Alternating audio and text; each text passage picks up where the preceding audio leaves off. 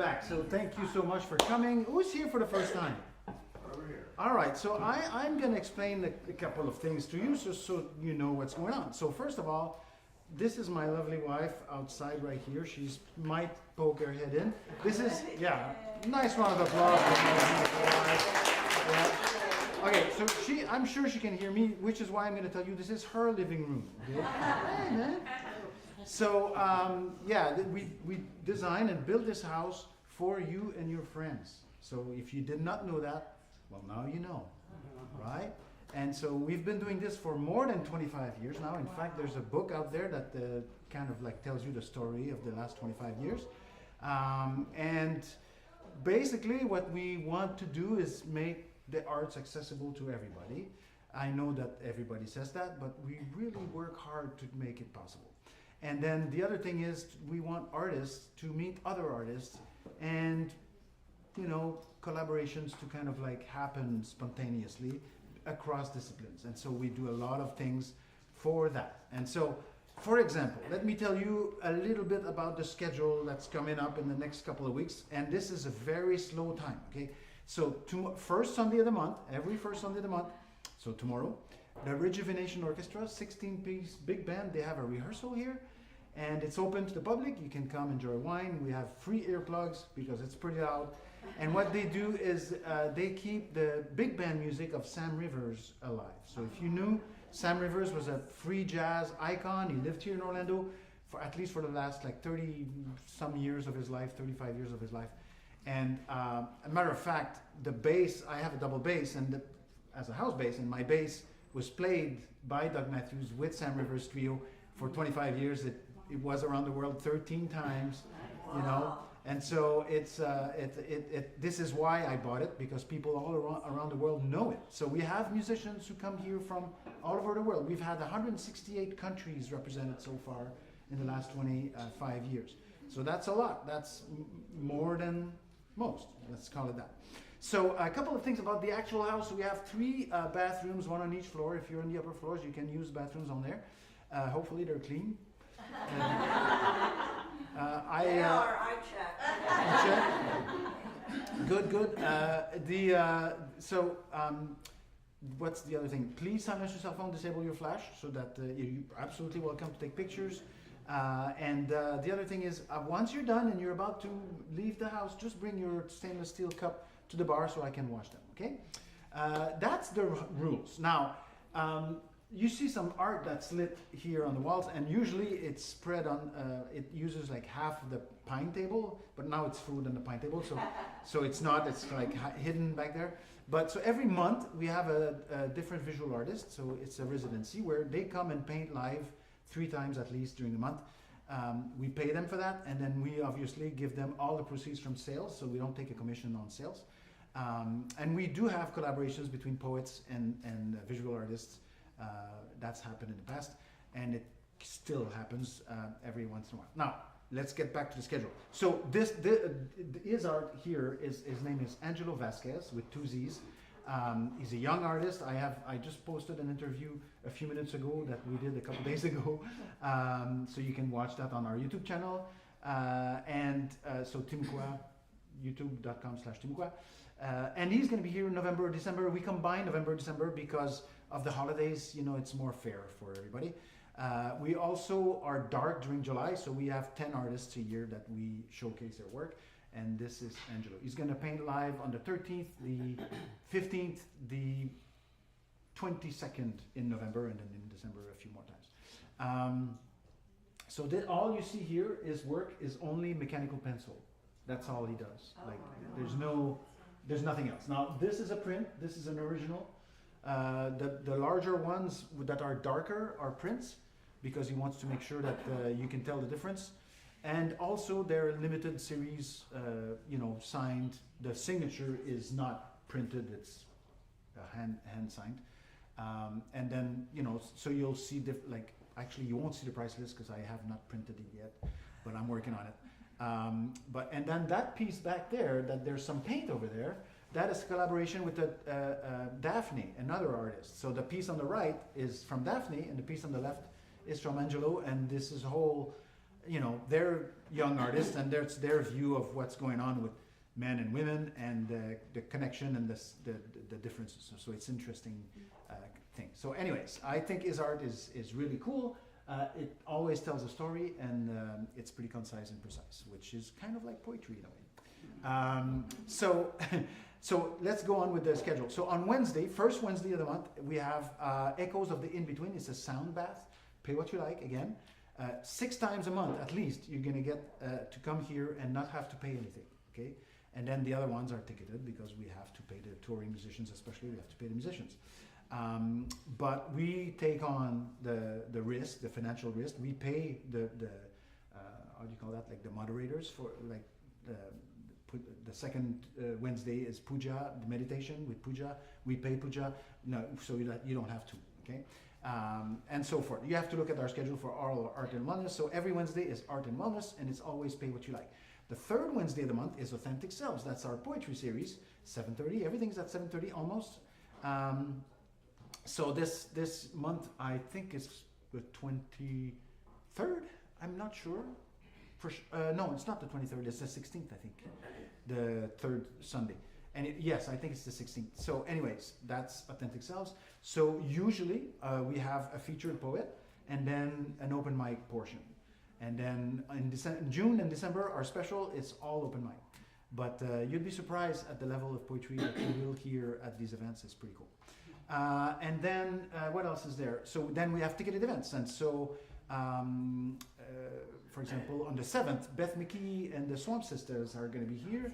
It's almost sold out, so might be getting late to get your tickets for that.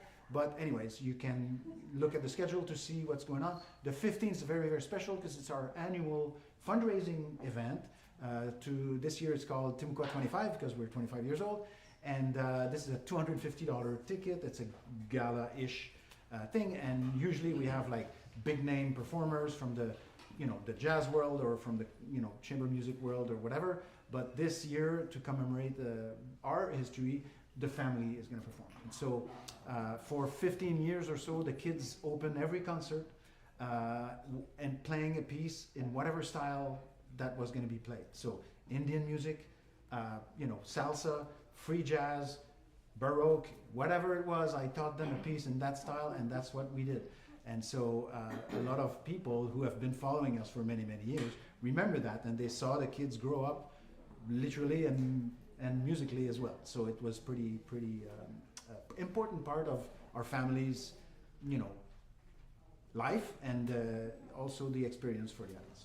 So aside from that, it keeps going like that. We do collaborate with many, many organizations. For example, FSYO, the Florida Symphony Youth Orchestra, important in our family because we hold the record for the most years for any family. Our 3 kids, Jean-Marie alone did it for 13 years. And so, it's from whatever age that they're ready until 18. And he was ready early, so he was in that orchestra for a long, long time. They're doing the finals of the concerto competition here, like they do every year. So that's the 8th, so next Saturday. You can come, it's 5 o'clock, it's about an hour. And then you can see the best and brightest young classical musicians playing, trying to win the prize, which is to play with the orchestra, which my kids all did. They all played a concerto with the orchestra at some point in their life. And so, and so on and so forth. So I cannot keep going because this is not the event. This is just to tell you a little bit what we do. But basically, if you believe in the work that we do and you want to help, there's many ways you do that. You can volunteer at our events. Our volunteers work for an hour, then they get to see the show for free, and they usually clean up for like a couple minutes, then they can go home.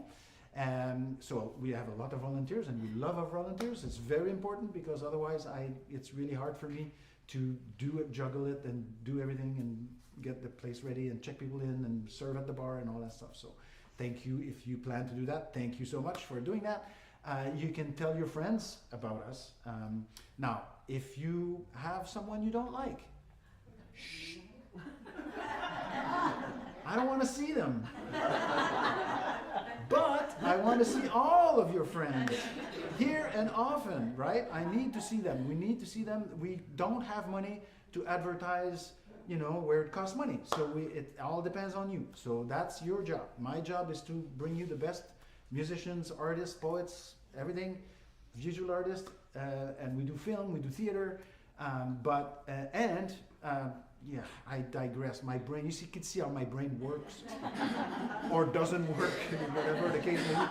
But we have the only active acoustic control system from ACS in a home anywhere in the world. And not only that, but it is by far the most sophisticated system that they have anywhere in the world. They're the leading company for that. And we have 65 different spaces that I can emulate in here. I cannot demonstrate it because it's off, because it's just talking today, but basically I can transform this into a variety of concert halls in Montreal or in Europe, or churches or a cathedral or whatnot. So this is really magical, and this is the reason why we have, for example, opera singers fly from New York City, take an Uber, record one song, and go right back home, because it's worth it for them to do that, because otherwise they'd pay $16,000 an hour to rent the Armory, where they can have the same sound here in this little space, and for 120 bucks an hour. So it's a really, really important part, because it helps you tremendously, because whatever music, if you have a string quartet or a choir or an opera singer or a pianist, I can put them in the ideal conditions acoustically so that they will play their best, which means you get the best possible performance from them. And that's very, very good for you. And of course, it's very good for them, because they get to play in a place that's always very easy to play. So that's the point, right? So we're very, very lucky to have that. Now, if you are rich and you want to give us $50,000, it's okay. We won't get mad. We don't judge. I mean, it's fine. But if you don't, there are many ways that don't cost any money that you can help us. For example, our gala or annual fundraising event on the 15th is not sold out yet. So if you know people who might be interested in supporting us, then tell them about it and they'll come. You don't have to spend $500 to come for two people. You can tell someone to do it, and that'd be very helpful to us. And we have our ambassadors and our queens that help us a lot, that tell people about us, and that's how we've grown so far since we started. We started the first concert. We had 20 people, and we passed flyers with the kids in our neighborhood where we used to live, and that was it. And then somebody asked, "Hey, when's the next concert?" "Oh, I didn't plan on that," and it just grew organically because you guys want it, and the musicians and artists want it, and we just try to make it happen as much as we can, right? So, any questions for me? Yes, the answer is yes. I am crazy. And my wife let me, so that's very, very, very, that's why it happened. So please help me welcome the great Susan Lilly, everybody.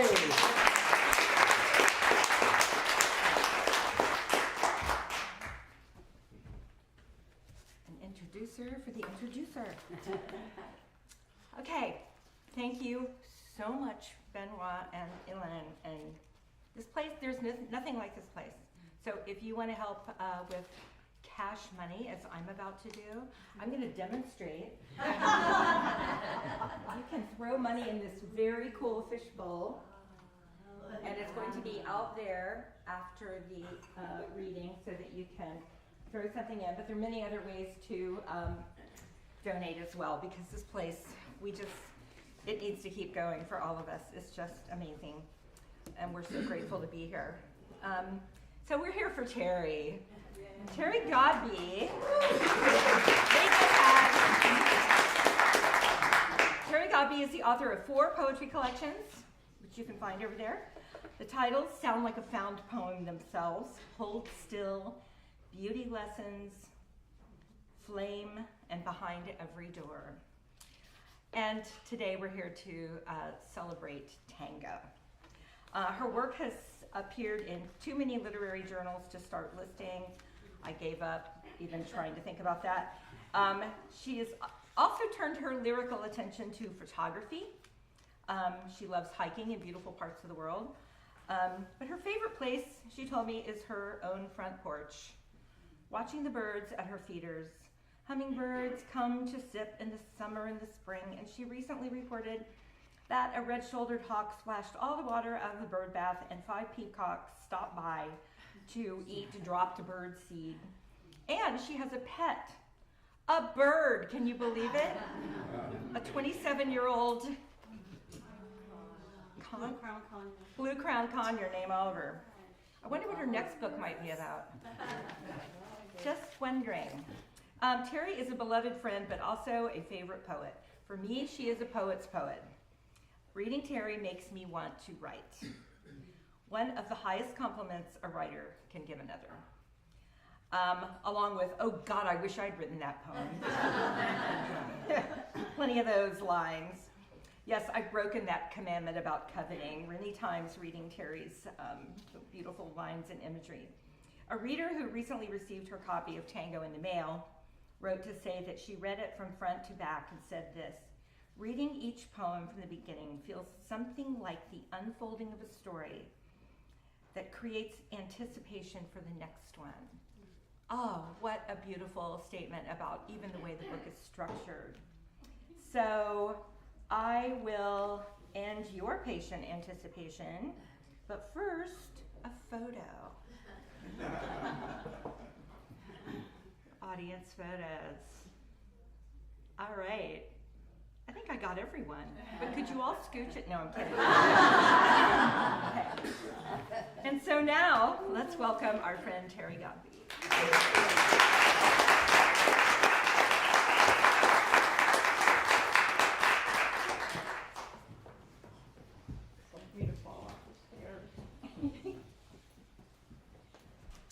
Hello, everybody. So I just want to make a few thank yous. Susan, of course, one of my dearest friends and a fabulous poet.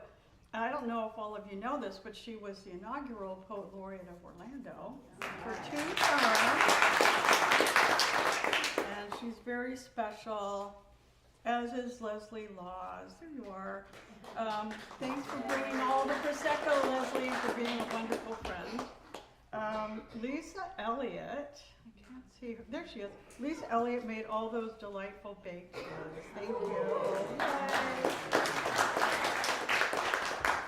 And Becky Farmery and Phyllis Mills were serving the mimosas with a smile. There'll be more after this. My son Tyler. Well, he is my friend too.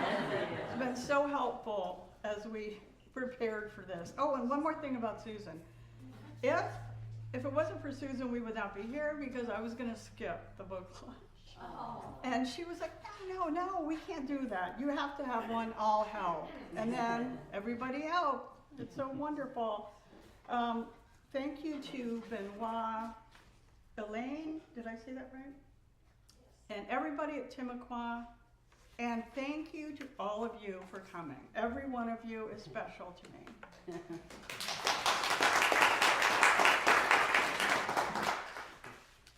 Okay, so I'm going to start with the first poem in Tango. It's called Why I Gave Up Men. And it's a response to Anne Sexton's famous poem called Consorting with Angels, and I use an epigraph of that. This is the epigraph. I was tired of being a woman, tired of the spoons and the pots, tired of my mouth and my breasts, tired of the cosmetics and the silks. So that was Anne Sexton. Why I Gave Up Men.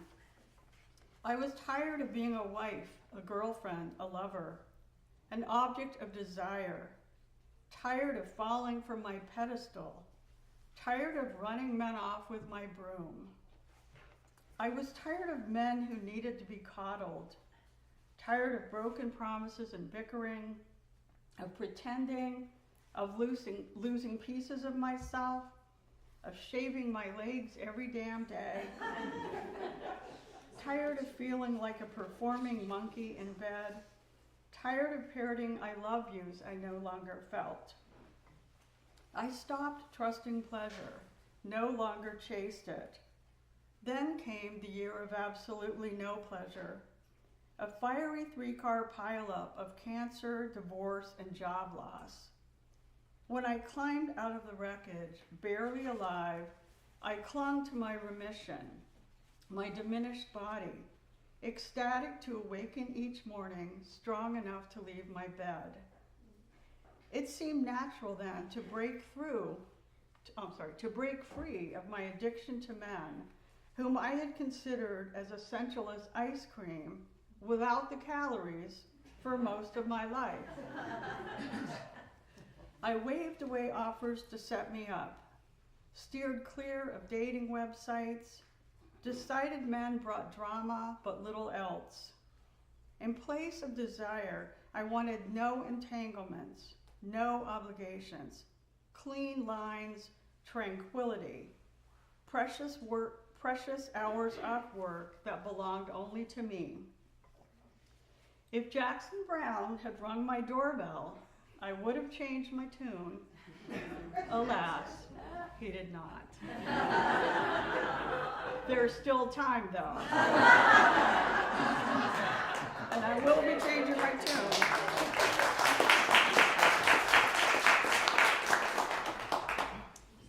So this next poem was also inspired by a poem that I saw, and I really am sorry that I can't remember the person's name, but it was a list poem where one thing opened to another, things that really wouldn't open.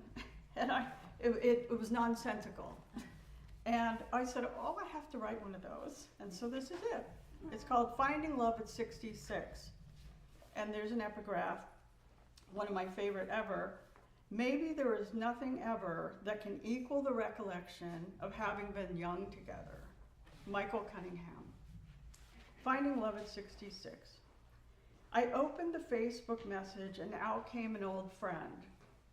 I opened the old friend and out came a man who fell for me decades ago. I opened the man who fancied me without my notice, and out came someone who knew me better at 22 than I knew myself. I opened the confidant with whom I had been young. Out came an outdoorsy photographer who radiated a quiet kindness. I opened that kindness and attention, and out came a supercharged version of myself whose skin began to dance. I opened my skin to his, and we became a spray of sparks, star flash, and second chances. I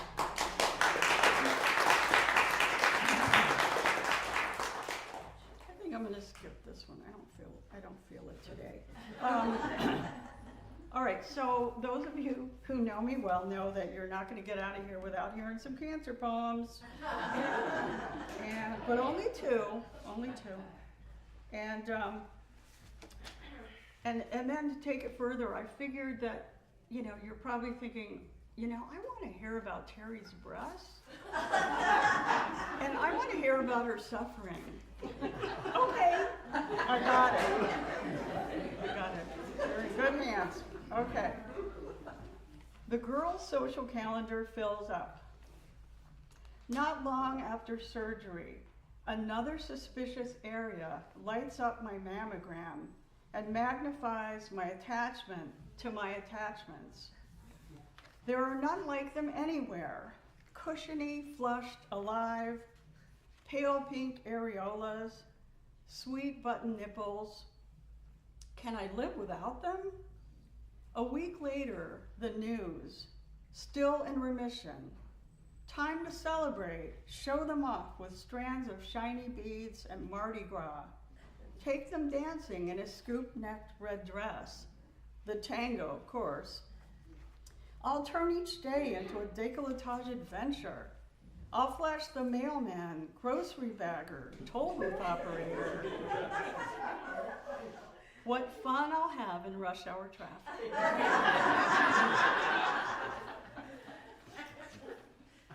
That's where the title came, Tango, from.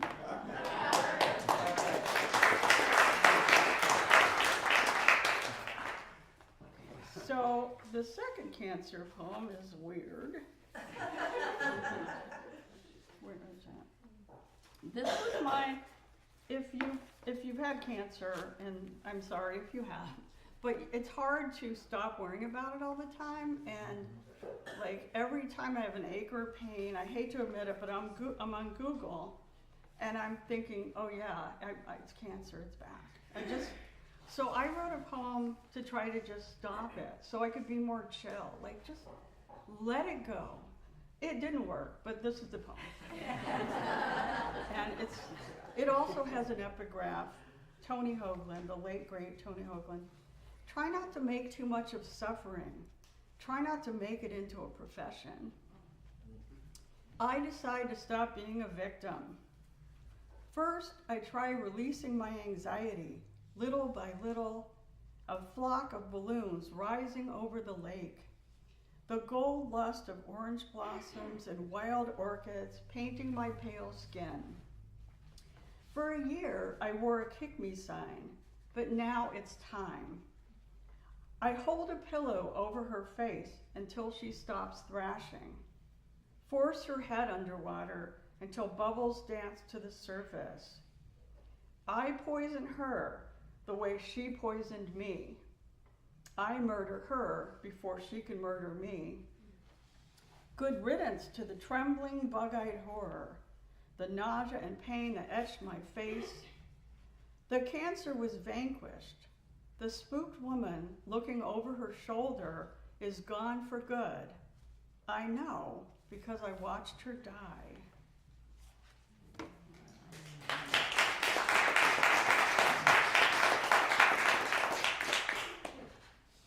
So we'll just take it up a little bit now. So I'm going to read Ordinary Hours. There's going to be a sad footnote at the end, but we'll wait on that. And this is the poem that I read in my book trailer. And hopefully you guys have seen it. I think it turned out really well. But it's in my website if you haven't, terrygodbey.com. So, oh, and this is about my front porch. And many other things. Okay, Ordinary Hours. Cradled in my hammock, I watch clouds scud past like a movie in which the director is drunk. A whirling copper sun with spinning crystals splashes my newspaper with rainbows as I read about Buzz Aldrin, ever the optimist, celebrating his 93rd birthday by taking his fourth wife. Think of it, to walk on the moon, then return only to weather mundane disappointments and sticky divorces like any mortal. How could anything on Earth measure up after stepping foot on the lunar surface? Sparkle, flash, and otherworldly intensity enrich us, but for now, I'll take these ordinary hours. All day, planes inscribe the chalky blue slate. Wind chimes clank their clumsy songs, a counterpoint to the cooing of mourning doves preparing for sleep as evening comes on languid as syrup, the sky in its vibrant last flush. My love beside me in the cushiony air, where nothing happens and absolutely everything happens, as we wait for the moon and the planets to switch on their lamps one by one. So a couple nights ago, thank you, I from 5th grade to senior year in high school, I was in Edwards Air Force Base in the Mojave Desert. Lots of test pilots, lots of astronauts. In fact, my first job in high school, I worked at NASA. And so there was a lot of this stuff going on, and we went to school with Buzz Aldrin's kids, and it was well known around the base that he'd had a really hard time when he came back from the moon. But a couple nights ago, I looked at my phone, and his new wife died. She was 30 years younger, and she died. Most people said, they didn't know the cause. One sort of sketchy site said rare cancer, and I also found out that they lived in Satellite Beach. But anyway, so that's so sad. Okay, what's next? Okay, I'm gonna read a couple poems. This is a poem that, which book? Oh yeah. This is called Produce Man. It just came out of a simple trip to the grocery store. produce man. He lines up leaf lettuce, tosses tomatoes past their time, says he's fine, thanks, until he looks in a mirror. When you're as ugly as I am, and you're from Alabama, that's 3 strikes against you. I don't question his math, but can't contradict him. Nose like a crookneck squash, skin ruddy as a sweet potato, a lonely fringe of hair in the back. So we talk of the tropical storm. He props broccoli on their knobby legs, and I select bananas, still a little green, to ripen beside my window, where all afternoon minestrone will steam as rain sluices the glass. He'll fuss over vegetables and fruit only to watch them leave in the arms of women who never look at him among the mangoes and appetizers. Who never look at him among the mangoes and artichokes and find him appetizing. This famished man who feeds us all.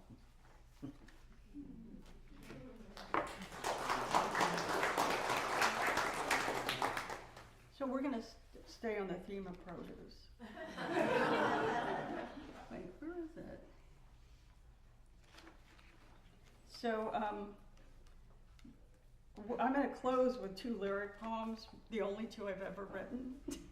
But this was an attempt. This is not it. What page is this? Okay. This was an attempt to write a lyric poem. I was going to write a poem about apples. I was at Barnes & Noble. I had my coffee, my routine going. It started out with a lot of great description, and then I was climbing a tree. So I couldn't do it. But it's a fun poem. There were lots of apples, believe it or not, in the desert.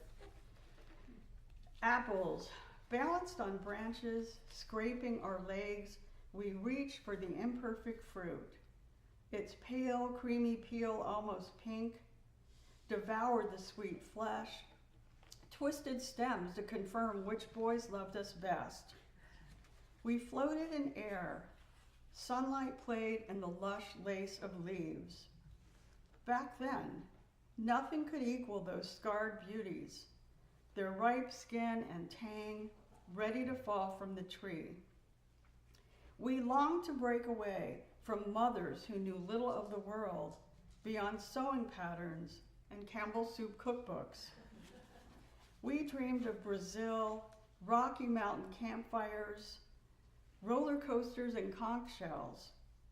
Dropped the chewed cores, promised never to give ourselves over to dull domestic chores.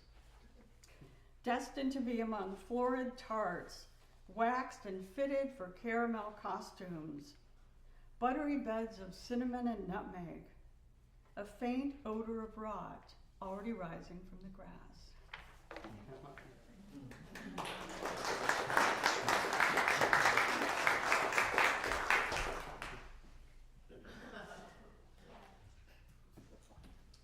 Okay, so I'm going to read a poem about an octopus now.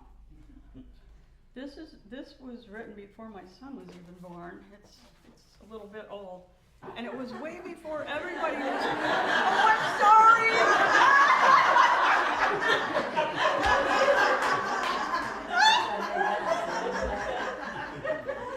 You can always count on me.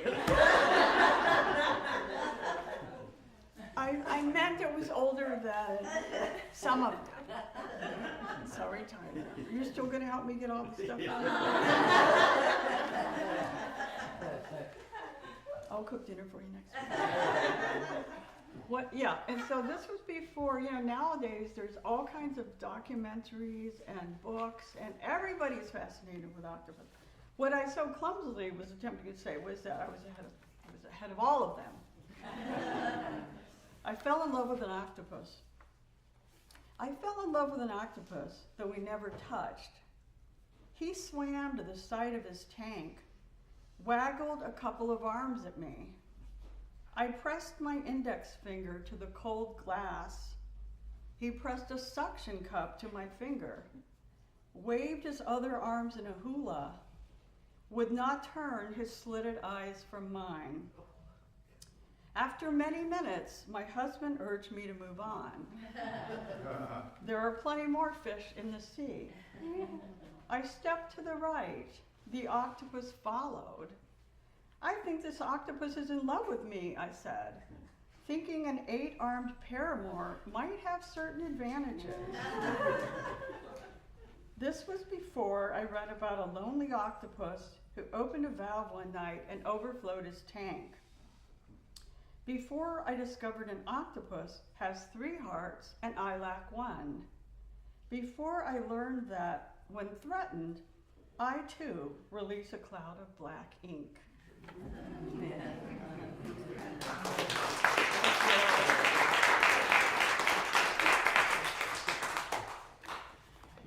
So I'm going to end with my 2 lyric poems. One of them is about, I said only 2 cancer. It's not really cancer, but it was when I came out of my treatment. And then another one that I always end my readings with. So, alive. I used to want more than an empty house holding up the sky. Chatter of wind chimes. Candle flames licking the quiet. Then illness descended, dug its sharp beak into my chest, stole my hair and savings. 1 year later, I woke in the rain, the air thick with cloud dust and wing beats, my own greedy breathing. I rode into the hush, the stars sparking, and drank the dark. Live oak swayed and shook against the night, necklaces of moss, thriving on nothing but air. Everything alive, even hope. Okay, night.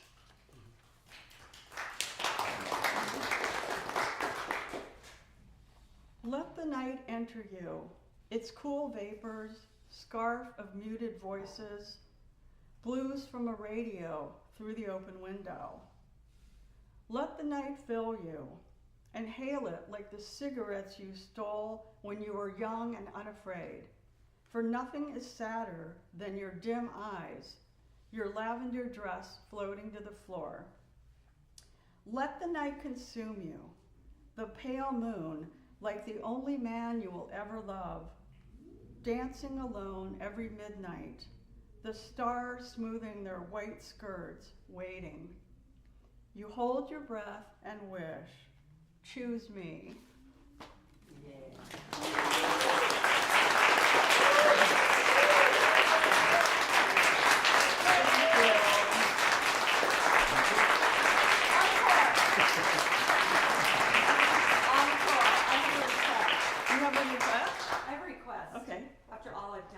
Yes, after all you're done. Well, and I owe Tyler some things too. Sweet 16. Okay, sweet 16. Okay, well now we're gonna be back in desert, and it was a great childhood, but not everything was good, and this is one of them. But it's still kind of funny. Okay, sweet 16. Thank you, Susan. Glad to read this for you. Okay. Sweet 16. I was carrying on about my milestone. Next door, Rita was carrying on with my best friend's father. No one blamed her. Rita's husband, Big Ralph, with flying saucer ears, a chin that pulled like a donut, never let Rita have any money. She scrubbed floors at the base hospital, took care of whiny little Ralph, owned exactly 2 house dresses, both plaid, of discordant, spectacular hues. I bounced out of bed on my birthday to mini skirts and Stones records, a reprieve from housework, mushroom steak for dinner. Mom and I left the dishes to soak, joined Rita outdoors in the lawn chairs. Terry's 16 years old today, my mother announced. Big Ralph, greasy and bent over the hood of his old Chevy, dragged over a web chair, squeezed into it, and pulled me onto his lap. Sweet 16 and never been kissed, he shouted, whacking my bottom with one meaty paw, restraining me with the other. "Stop!" I yelled. "Stop!" I slapped and kicked and glimpsed through his thick, hairy ankles the upside-down arrival of friends, neighbors. "I'm gonna spank you one time," he said, panting, "for every year." I was sorry to be so old, sorrier still to be so young. My mind spun with wishes, and not the birthday candle kind. May the base commander rip the stripes off your massive sleeves. May little Ralph grow to hate you as much as I do. May Rita's lovers line the block. When he finished, I scrambled to my feet, tried not to cry, snarled, "That hurt." "Ah, honey," he said, still smiling, "if that's the worst pain you ever know." Rita sighed. My mother lit another cigarette.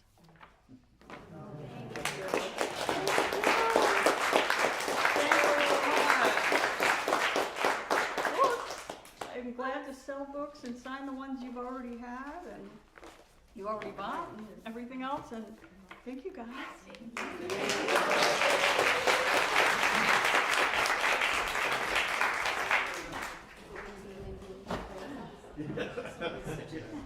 It sounds like it's gonna be Jello. Say what? I actually developed some shellfish. Yeah. Apparently wasn't there anymore. Yep. Say what? Didn't even know that we need plain sauce, you know? I had a shellfish allergy. You still love, I think. Yeah, I guess it's unclear. I'm not that careful. Nothing's really happened. I got like tested.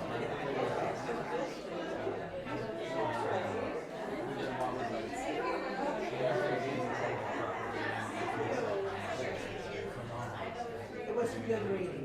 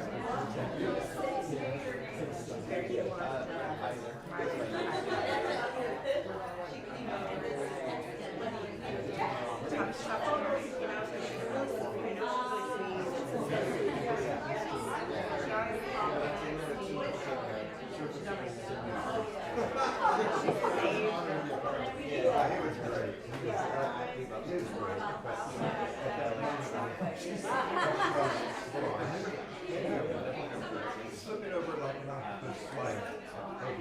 You haven't seen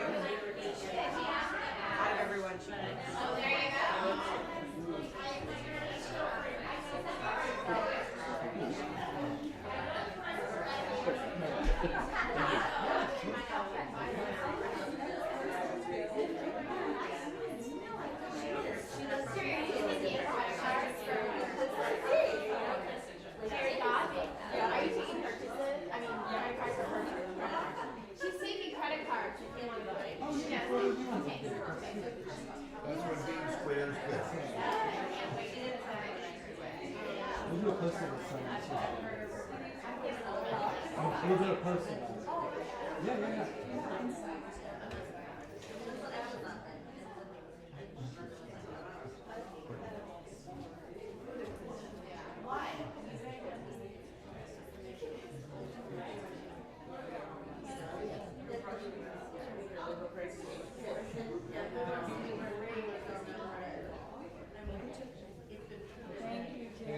Thank you. Of course. Yeah, thank you. Okay. Sure. Oh.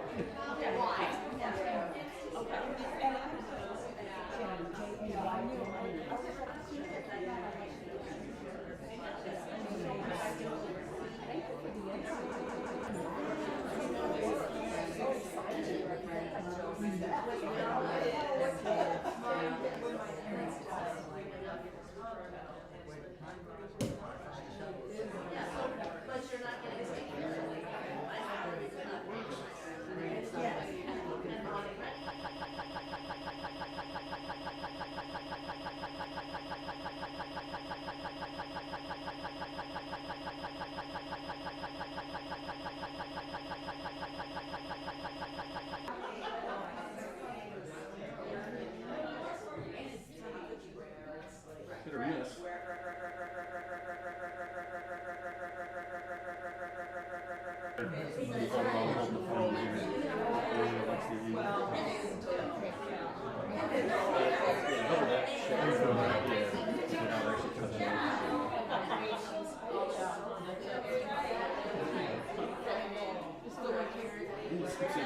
Horizontally, which we are.